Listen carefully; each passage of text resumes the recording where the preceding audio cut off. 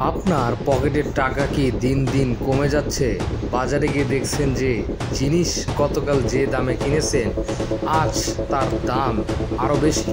হ্যাঁ, আপনি ঠিকই ধরেছেন। আমরা কথা বলছি মূল্যস্ফীতি নিয়ে। বাংলাদেশে বর্তমানে এটি সবচেয়ে আলোচিত এবং উদ্বেগের বিষয়। সহজ কথায় মূল্যস্ফীতি মানে হলো সময়ের সাথে সাথে পণ্যের দাম বাড়া এবং টাকার ক্রয় ক্ষমতা কমে যাওয়া। অর্থাৎ আজ 100 টাকায় যে জিনিস কিনতে পারছেন, 1 বছর পর সেই 100 টাকায় তার চেয়ে কম জিনিস কিনতে পারবেন। 2023 সাল থেকে আমরা উচ্চ মূল্যস্ফীতির মধ্যে আছি। 2023 সালের আগস্টে এটি 9.92% পৌঁছেছিল, যা 12 বছরের মধ্যে সর্বোচ্চ।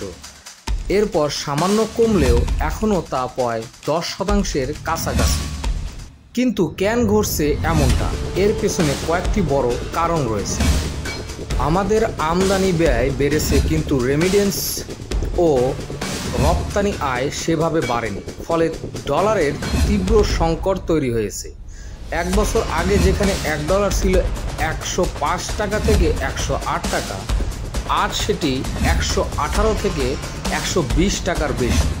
যখন ডলারের দাম বাড়ে তখন আমদানি করা পণ্যের দামও বেড়ে যায়, যা সরাসরি মূল্যস্ফীতিতে প্রভাব ফেলে।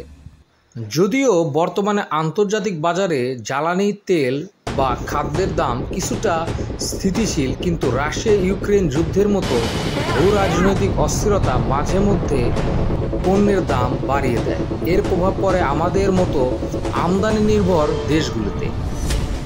বাংলাদেশের অভ্যন্তরীণ বাজারের সরবরাহ চেইন দুর্বলতা এবং মধ্যস্বত্বভোগী দ্বৈরথ্য পণ্যের দাম বাড়িয়ে দিচ্ছে। কৃষক যে দামে বিক্রি করেন, ক্রেতা তার চেয়ে অনেক বেশি দামে কেনে। সরকার এবং বাংলাদেশ ব্যাংক মূল্যস্ফীতি নিয়ন্ত্রণে বিভিন্ন পদক্ষেপ নিচ্ছে। আসুন দেখে নেই সেগুলো কী কী। বাংলাদেশ ব্যাংকের সুদের হার বাড়িয়ে দিয়েছে, যেমন পলিসি রেট। এর উদ্দেশ্য হলো বাজারে টাকার প্রবাহ কমানো, মানুষ কম খরচ করে এবং চাহিদা কমে আসে। অপ্রয়োজনীয় আমদানি নিরুৎসাহিত করা হচ্ছে। কিছু অত্যাবশ্যকীয় পণ্যের উপর আমদানি শুল্ক কমানো হয়েছে যাতে দাম কমে। রমজান মাস বা অন্যান্য সময়ে পণ্যের কৃত্রিম সংকট রোধে বাজার তদারকি জোরদার করা হচ্ছে, যাতে কেউ অতিরিক্ত মুনাফা করতে না পারে।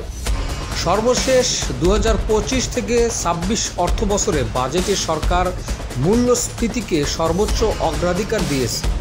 লক্ষ্যমাত্রা ধরা হয়েছে 6.5% নামিয়ে আনা। তবে অনেক অর্থনীতিবিদ মনে করছেন এই লক্ষ্যমাত্রা অর্জন বেশ চ্যালেঞ্জিং হবে। উচ্চ মূল্যস্ফীতি প্রভাব ও আপনার করণীয়। উচ্চ মূল্যস্ফীতি আমাদের সবার উপর নেতিবাচক প্রভাব ফেলছে, তবে কিছু বিষয় জেনে রাখলে আপনি এর প্রভাব কিছুটা কমাতে পারবেন। 1.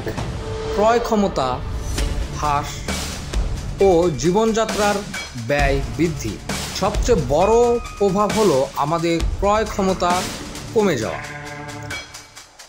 কম আয়ের মানুষ সবচেয়ে বেশি ক্ষতিগ্রস্ত হচ্ছে।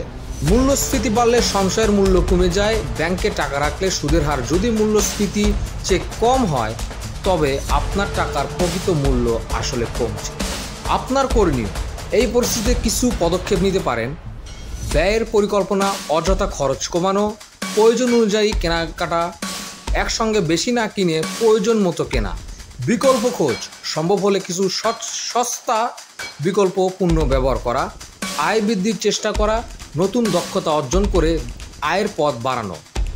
মূল্যস্ফীতি নিয়ন্ত্রণ একটি দীর্ঘমেয়াদী প্রক্রিয়া।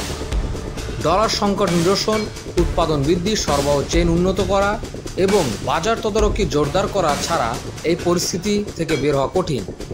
আশা করি এই ভিডিও থেকে মূল্যস্ফীতি সম্পর্কে স্পষ্ট ধারণা পেয়েছে।